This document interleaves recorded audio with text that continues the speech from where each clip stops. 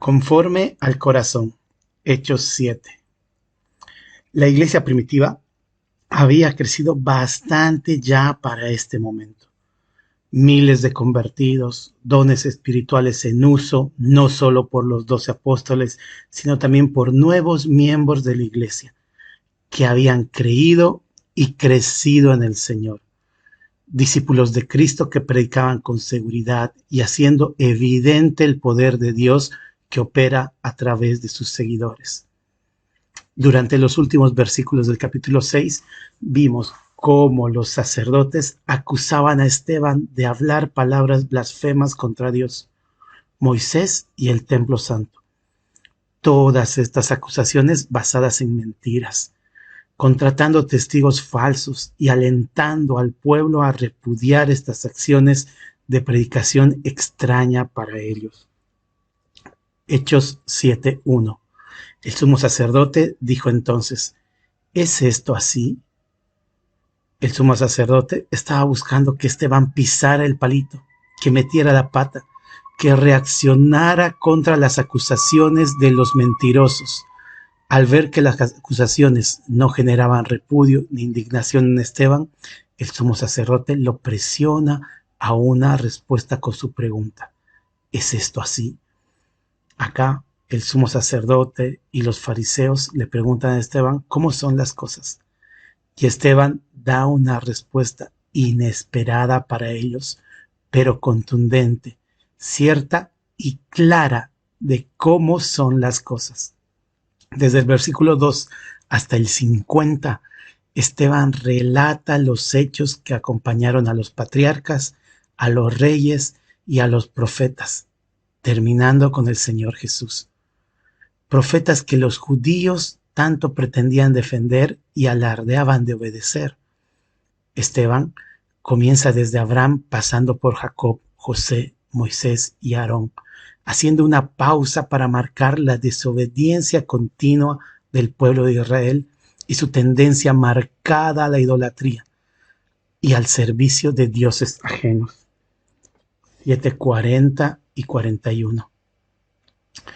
Cuando dijeron a Aarón: haznos dioses que vayan delante de nosotros, porque a este Moisés que nos sacó de la tierra de Egipto, no sabemos qué le haya acontecido. Entonces hicieron un becerro de oro y ofrecieron sacrificio al ídolo, y en las obras de sus manos se regocijaron. El pueblo de Israel era completamente infiel a Dios.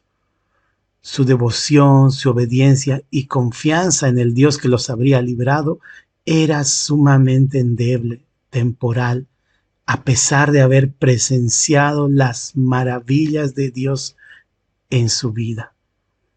Es fácil juzgar desde acá, leyendo en pocas líneas las decisiones erradas de años que tomó el pueblo de Israel, considerando cómo desecharon a Dios, se apartaron y pagaron las consecuencias.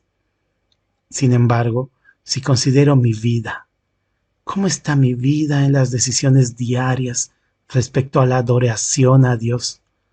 ¿Soy fiel servidor del Rey de Reyes? ¿O tengo la misma tendencia a la idolatría del pueblo de Israel? Personalmente, considero que por naturaleza tenemos una tendencia a la desobediencia y que, si no la consideramos y doblegamos nuestra voluntad a Dios diariamente, terminamos sirviendo a otros dioses, como lo hizo el pueblo de Israel repetidas veces. Hoy, ¿has leído tu Biblia, aunque sea por un momento?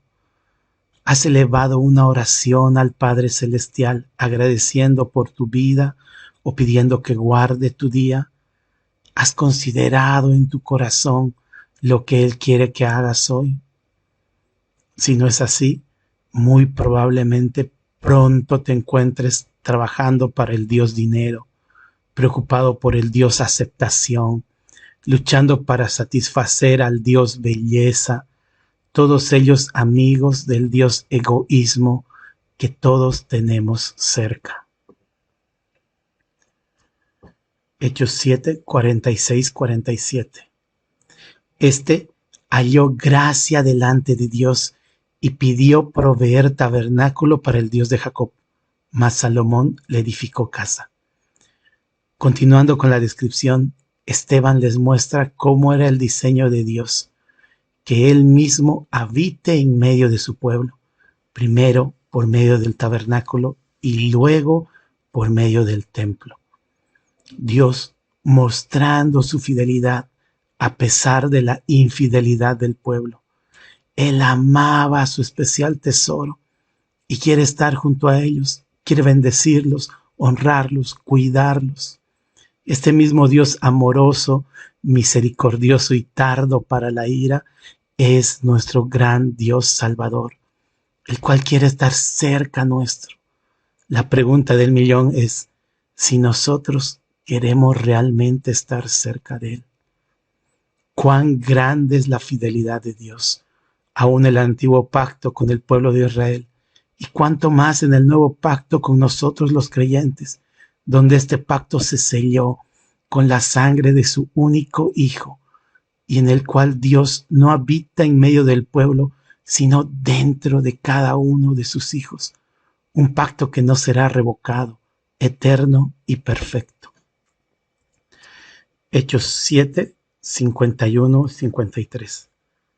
Duros de cerviz e incircuncisos de corazón y de oídos, vosotros resistís siempre al Espíritu Santo, como vuestros padres, así también vosotros.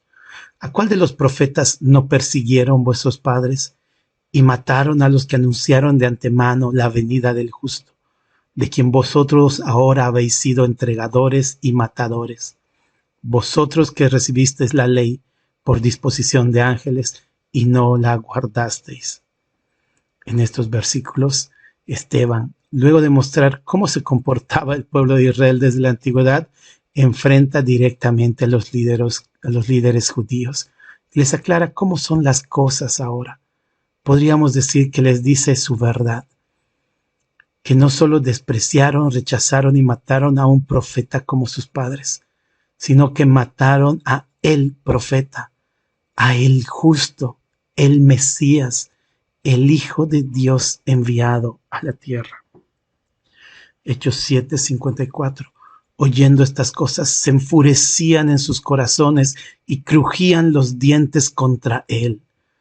Los judíos no aceptaron la reprensión ni la amonestación, no escucharon las palabras de Esteban como de parte de Dios, a pesar que Esteban les había parafraseado gran parte del Pentateuco y citado algunos versículos de los profetas. Ellos deciden apedrearlo y matarlo. Esto me hace pensar en cómo yo tomo las reprensiones, cómo tomo las llamadas de atención, las exhortaciones de los hermanos, de mis padres, de mi familia consanguínea. ¿Estoy abierto a escucharlas, analizarlas y cambiar de actitud? ¿O me parezco a los judíos, que solo me enfurezco y reacciono, por más que sea la palabra de Dios la que me diga claramente que estoy en un error? Este ejemplo debe ser una llamada dura de atención para nuestro corazón de piedra. Tenemos que ser capaces de escuchar, retener y ver a la luz de la palabra de Dios cualquier tipo de reprensión. Puede ser de mi esposa, de los ancianos de la iglesia, de los hermanos de la fe, incluso de mis hijos o de algún inconverso. Hechos 7, 59 y 60. Y apedreaban a Esteban mientras él invocaba y decía: Señor Jesús, recibe mi espíritu. Y puesto de rodillas clamó a gran voz: Señor, no les tomes en cuenta este pecado. Y habiendo dicho esto, durmió. Acá vemos a Esteban con un corazón similar al del Señor Jesús. No solo no reaccionó a los insultos y mentiras de los judíos contra él, no reaccionó ni siquiera a las agresiones físicas, golpes y piedras. Más allá de no reaccionar, pidió al Señor que no les tome en cuenta ese pecado. Una confianza y dependencia de Dios igual a la que mostró el Señor Jesús en la cruz, encomendando su espíritu y seguro de a quién estaba obedeciendo. Ese debería ser nuestro ejemplo. Muchas veces, cuando trato de comparar algo en mi vida con la vida de Jesús, la vara se pone tan alta que solo lo veo como un sueño incumplible. Pero acá veo una vara alta establecida por otro hombre en la iglesia primitiva. Entonces, hermanos, sí es posible. Busquemos, procuremos y alcancemos un corazón conforme al corazón de Dios.